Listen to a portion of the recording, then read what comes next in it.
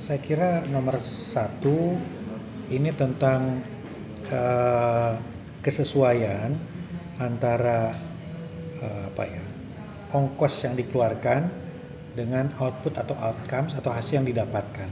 Jangan sampai alokasinya tinggi sekali untuk penyelenggaraan, ini kan tinggi loh. Dan seringkali di banyak daerah ini meniadakan anggaran yang lain. Anggaran-anggaran yang lain itu biasanya di nomor sekian kan, karena ada hibah untuk penyelenggara. Itu satu ya. Dan yang kedua ya menurut saya memang isu tentang pelembagaan ini penting.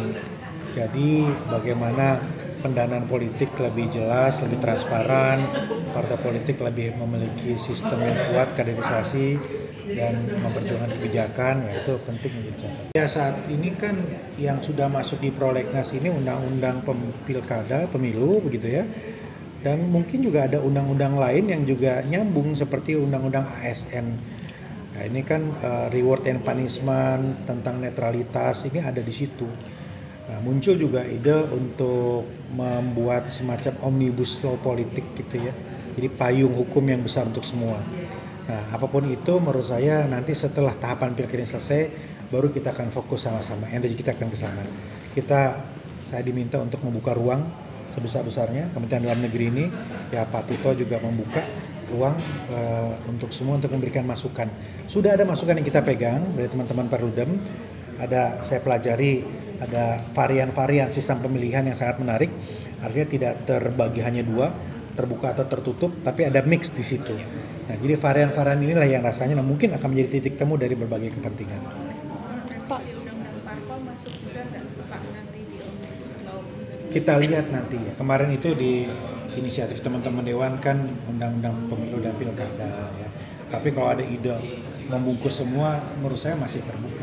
Ya kita lihat aja prosesnya. Yang sekarang fokus dulu untuk persiapan tanggal 27. Pak, kemarin ada aspirasi juga supaya revisi undang-undang pemilu dan pilkada ini lebih banyak melibatkan pakar dan masyarakat sipil gitu. Sangat setuju. Itu yang dititipkan juga oleh Pak Menteri Dalam Negeri. Nah, saya kira perlu ruang yang sangat luas untuk menerima masukan dari teman-teman karena kita perlu landasan teori, landasan empirik dan juga data. Kita gabungkan semua lah ya. Jadi setelah tahapan pilkada selesai, kita akan roadshow, kita akan menyelenggarakan seri diskusi tidak saja di Jakarta tentu, tapi dengan teman-teman daerah kita berperspektif dari daerah juga semua. Pak, kalau untuk daftar inventarisasi masalah awal gitu? Ya, insya Allah awal tahun depan kita akan mulai proses diskusi di ruang publik ini.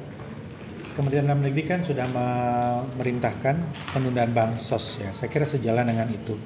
Bansos kalau dikaitkan dengan agenda politik ya tentu tidak baik gitu, karena tidak sesuai dengan targetnya, tidak substantif gitu. Jadi ada penundaan itu, tapi secara jangka panjang saya kira pesan dari Ibu Mega itu kita tangkap juga bahwa bansos harus lebih efektif tersalurkan ya betul-betul kepada yang membutuhkan ya, bukan hanya diboncengi oleh agenda-agenda lain. Ya, saya belum tahu. Ya, omnibus ini juga belum pasti. Ini saya hanya mendengar beberapa ide ya dari beberapa kelompok begitu. Tapi pasti nanti akan bicara lagi dengan teman-teman DPR, terutama dengan Balek begitu ya, dan Komisi 2.